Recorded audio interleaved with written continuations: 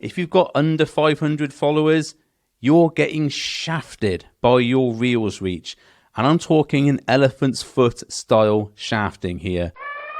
You probably noticed that your reach on Reels has been declining as of late. And that can be a bit frustrating, especially when you're spending like maybe 2-3 hours creating a really good reel and you post it and then you're looking at it, 20 views, 1 like. And that's from you liking your own stuff. Reels have been declining over the last year or so, and it's not helpful when you get social media gurus saying, no, there's nothing to do with Instagram, it's your content, it's just not very good. Well, it was good a year ago when I was smashing the likes and getting the views, and I haven't got worse in that time, so it's probably not my content. And then the CEO of Instagram pops up and says, make engaging content and your Reels will reach more people. And then that social media guru pops up and says, hey, do you know what you need? My social media AI-powered content creator. It's only £97 a month and it will solve all your problems. And it doesn't. And you're back to square one thinking, what am I going to do? My content still isn't getting any reach and I need reach in order to sell my coaching to people. But if it's not your content that's the issue, then what could it possibly be? Well, it might be there's a small chance that your content has got a little bit worse in the last year or so.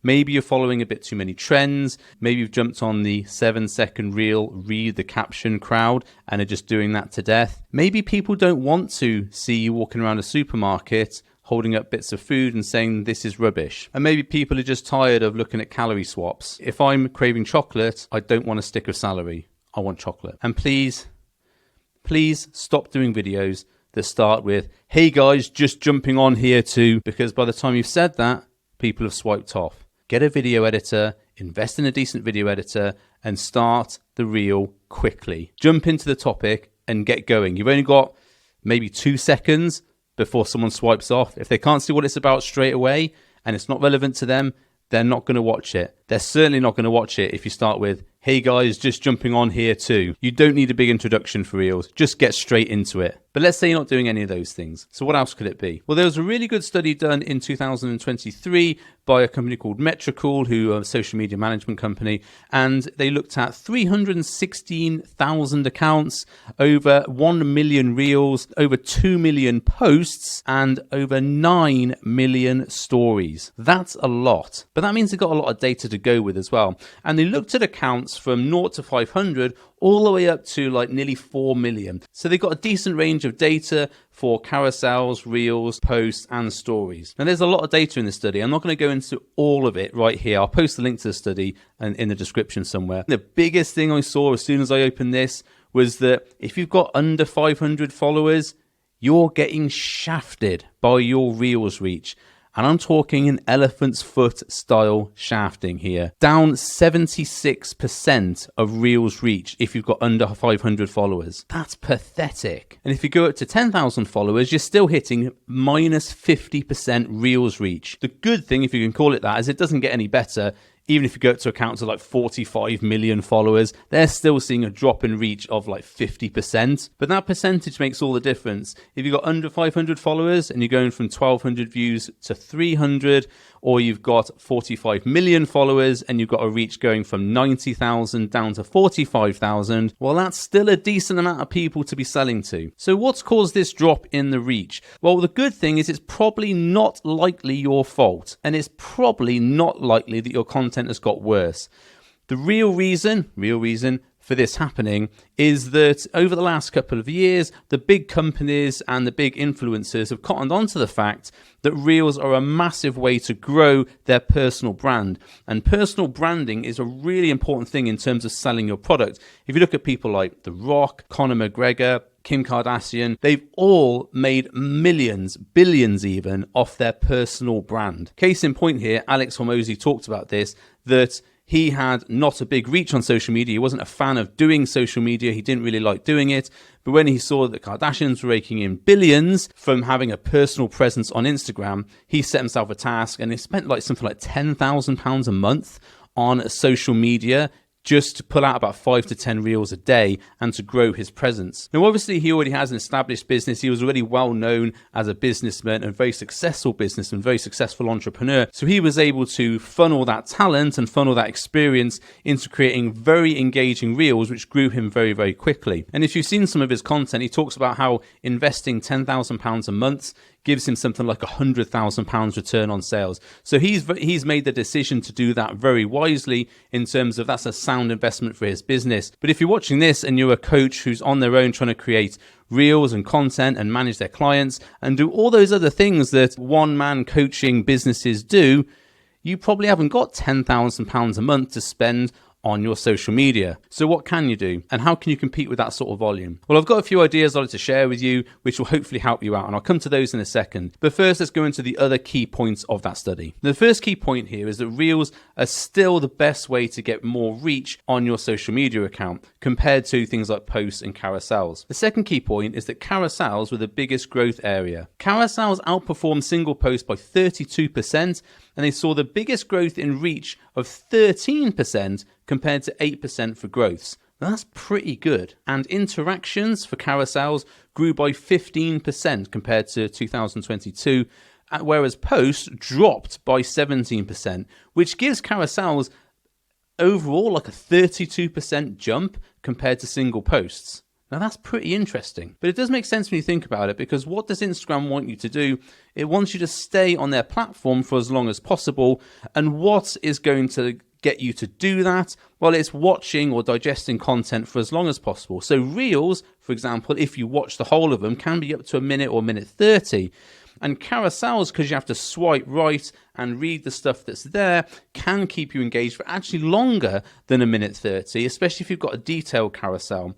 So that does make sense why carousels are getting a bit more push than, say, normal image posts, where you would maybe just look at the image and then probably like it, maybe not even read the caption and move on, or maybe close the app. So we know that reels are still the best thing for reach, although that's dropped. Carousels are going up massively, and posts have increased a very small amount. But what is the best time to post, so you've got more chance of your stuff being seen? Well, interestingly, the best time to post, and this is regardless of where you are in terms of time zones, countries, etc., was 8 p.m. across the world. That's pretty interesting. But it does make sense when you think that people are at home, maybe watching TV, dual surfing on their mobile phone while watching TV, or, you know, if they're playing games. I do this. I play my Xbox, and when the thing's loading, I pick up my phone, have a quick swipe of social media. That's all in the evening, so that does make sense. The second best time after that was 3 p.m. And that sort of makes sense as well, because if you've got kids, you may be waiting outside the school to pick them up like I do with my son. Or if you are a kid, you're coming out of school, and so you're logging on to social media at that time. And if you're at work, you're probably coming to the end of the day and you're like, oh, I can't be bothered doing any work. Let's have a little bit of a social media scroll. So that makes sense as well. And funnily enough, this was true over all days, weekends included. So that's pretty interesting. I've got no explanation for that. And the best days to post were Monday and Thursday.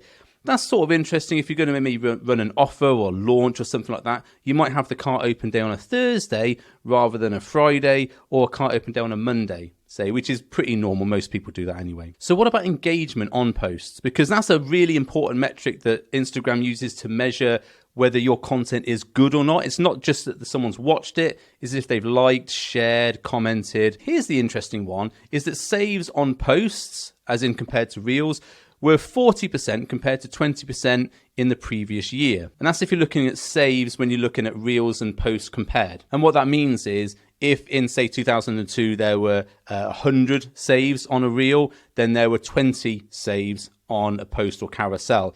In 2023, the amount of posts that were saved compared to reels doubled. I think I've made a bit of a hash of explaining that, but hopefully you get what that means. I'll put a diagram here, it's probably easier, yeah? And when you look at the data, that's also very interesting, because if you look at 2022, the average save on a reel was 239. Now, okay, you might be thinking, hold on, my reels only get about 10 saves or something like that, or 10 likes. This is across all reels up to 45 million followers. So there's a bit of a wide berth here. So it was an average 239 saves in 2022, but actually only 28. That's a reduction by a factor of 10. That's almost a 90% reduction in the amount of people saving Reels compared to 2022. And more people are saving posts as a comparison to that. So that's why the difference. But post saves still went down. This big drop in Reel saves it's actually quite logical, because you think about the massive amount of Reels that are now being output by the big companies and also every other creator who's on the platform. There's going to be a drop in the quality of that content as people go more for the content quantity. So they're trying to put out as much as possible to get seen. They're not going to be able to give out the quality that they would have before. So that's a very good indicator that the quality is dropping and it's just the quantity that's going up. Or there are just so many more Reels on the market now that even the good ones who are getting a lot of saves are being dragged down on the average by the people who aren't getting saves and they're just outputting Reels. But either way, it's an indicator that Reel saves are going down and interactions are going down on Reels. So that data is interesting, but what does that mean for your content strategy? Because that's why we're here, isn't it? To figure out what we should be doing with our content, that we're not just wasting our time. So after I read this study, I did a little bit of changing to the way I post content, the way I create content, just to see if applying these techniques and applying this data would make any difference. So here's what I did differently. This is a summary because there's a few other little nitpicky things I did, but here's a summary of what I did. So firstly, I focused less on Reels. I was putting out probably about a Reel a day, sometimes maybe two, because I had a lot of content to put out from the podcast, from the stuff I was doing with my business, with my gym, all the stuff I was doing in my personal life. So I was doing a lot of Reels to try and hit that volume, but that took up a lot of time and it was very stressful for me. So by looking at this data and looking at the fact that Reel interactions are going down and reach is going down, I focused on dropping the amount of Reels I was putting out, but the Reels I was putting out were very heavy value, if you can call them that. They were things that people could interact with, as in they could like them because they were hopefully good and informative. They could save them because they taught them something new, and they invited some comments as well. So I focused on getting the interactions, doing less Reels, but more quality of those Reels. And I think this is quite relevant, especially if you're a one-person coach, because if you're spending all your time on doing Reels, you're not spending time on actually growing your business. It's very short, choppy content, which is out there and it's gone within a couple of days. People won't see it again. And you're putting a lot of time and effort into that. So I believe it should be focused and really focused on getting really good content out, which people are going to save and hopefully watch later. There's also the thing to think about here is cognitive dissonance, which is where you see something so many times that actually you become immune to seeing it. It doesn't register on your viewpoints. A little example of what cognitive dissonance is when you go into supermarkets, if you still go into supermarkets, because I do all my shopping Asda online now, but if you do go into a supermarket or a shop, and you know where the stuff that you like to buy is, you generally just go bing, bing, bing, bing, bing, get the stuff that you want, and you don't see anything else. And supermarkets are aware of this so that you don't see the new products that are out there or the products they're trying to push. So what they do is every now and again, they change all the aisles around, which is incredibly annoying for you because now you've got to go, oh, where's the blimmin' thing that I wanted? It's not in the aisle it's normally in.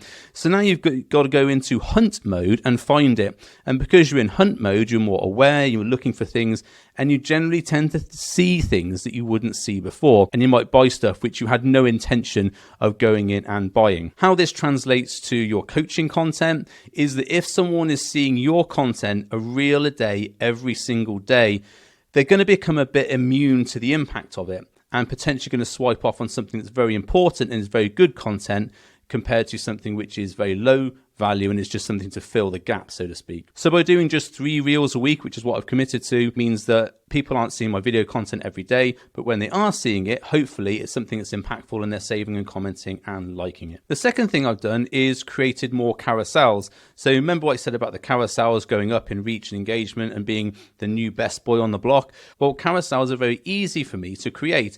I've got a very simple formula that I use for that. It's called the plan formula. And don't worry, it's not hidden behind a paywall. If you want to get it, just go and get my content factory. Go to buildcoaching.co.uk/factory. I'll put the link somewhere below in the description as well. And you can get it for free. It outlines my entire content strategy. And carousels you can create very, very easily just with a really simple template. The one I use is the one I use for most of my stuff, which is my picture at the top with my name, my Instagram handle, and then it's white space and just text in the middle. And I drop some images in every now and again. That's a template I use with pretty much the majority of my carousels. I do fancy ones every now and again, but that one is so easy for me to make, and it's very clear and it's very easy to read. It's very easy to digest, and that's the ones I've seen the most engagement with. So I'm going to stick to doing that. Now, the third thing I've been doing is posting more image posts. Now, the reason for this, despite them not being the best in terms of reach and engagement and all that sort of stuff, is that image posts are a really good way, a really quick way of getting a point across with your copy. So in terms of if I'm writing an image post, it will always be something which has, I want to say, a very detailed copy which goes in depth about something. Image posts are generally going to be seen by your existing audience, so it's like a value add to your content. It's not looking to reach new people because they will look at it and they probably won't read the caption, but people who are following you and interested in your content, they will probably stick around to read at least the first couple of lines to see if it's relevant to them. So you've got to have your content ready and it's got to say the right thing. Don't waffle at the beginning. Waffle at the beginning, and make sure that you're getting the point across very quickly. Again, this is in my content plan, which you can get in the Content Factory. It's free. I found image posts are really good for, say, personal type posts. So if I'm training in the gym with my son, or I'm doing something out and about my family, that sort of thing, those posts generally tend to get a little bit more engagement than others. And it's all part of your content strategy. Remember, you're not a robot. People who are going to come and invest in you and hire you as their coach are not going to be wanting to invest in a robot. They want to see it someone they can relate to, someone who maybe has the same sort of things going on in their life that they do. And so if you're posting all the time about business and all these people you've worked with and everything else, you're really missing a trick there in terms of showing people who you are as a person. So the image posts are quite good for that, and they invite generally good comments as well, and I can have a good discussion with people. And there's no sense of, oh, I want people to sign up or want to sell people on that post. It's just normally a post about me, my life, what I do, habits I have, that sort of thing. And the fourth thing I've done is made a very discerned effort to grow my email list. Now, the reason for this, and I'm always talking about growing your email list, of course, is very, very important. But the reason for this, the main reason, is the way I see things going in the future is that with all the new AI type content creation things, now AI can create video if you want it to, it can create images. There's going to be a massive outpouring of more content because now content can be created more easily using AI. There's going to be even more flood onto the scene. So your reach is going to go down even more. If you're getting people off social media onto your email list, you've then got people who are firstly interested in the stuff that you want to talk about and are more likely to buy from you. But then you're not reliant on the social media platform to show them your stuff because they've got to open your emails. There's no intermediary of Instagram, Facebook, whatever. Now, providing you write good emails and your stuff is interesting, you should get a high open rate. And that way you can be assured that the people you want to be talking to are the people you're talking to. So I've made a very discerned effort to grow my email list. I used a campaign, an advertising campaign, about £5 a day behind it. And there was a little bit of automation with ManyChat. It's a really good way of automating your comments and replies and getting lead magnets out to people, that sort of thing. Using that, I think I've spent about £160 a month. And to date, I've grown my email list by about 50 to 60 every single month. And that might sound like mega people, but it's 50 or 60 people who are, I think anyway, my ideal clients. They're people I want to work with, I want to talk to. And I'd much rather have 50 or 60 people who are good leads than 100, 200 people who aren't very good leads. I could probably increase that if I increase the money, but I'm actually happy with doing £5 a day. It's growing at my list at a reasonably good rate.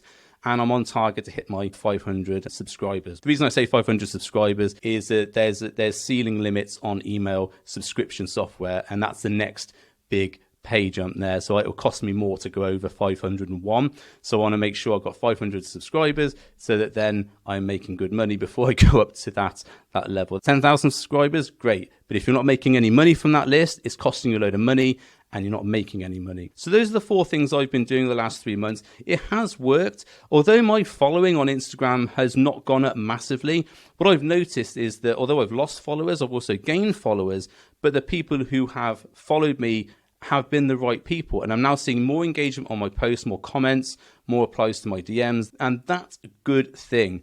You know, people go on about how many followers they've got. If you've got 1 million followers and none of them are going to buy from you, you might as well have no followers. So make sure you're growing your followers of the right people.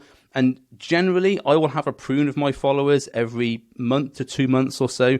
Instagram now have a really good feature which you can go into. It's in your followers section, and you can identify potential spam followers. I go into those and clean those out regularly. And the reason being is because if I've got 500, say, spam followers and my content's getting shown to them, well, there's no way they're going to buy from me. There's no way they're my type of people who I want to be talking to, but they still might get shown my content. And that is a waste of time, especially when you think reach is bad anyway.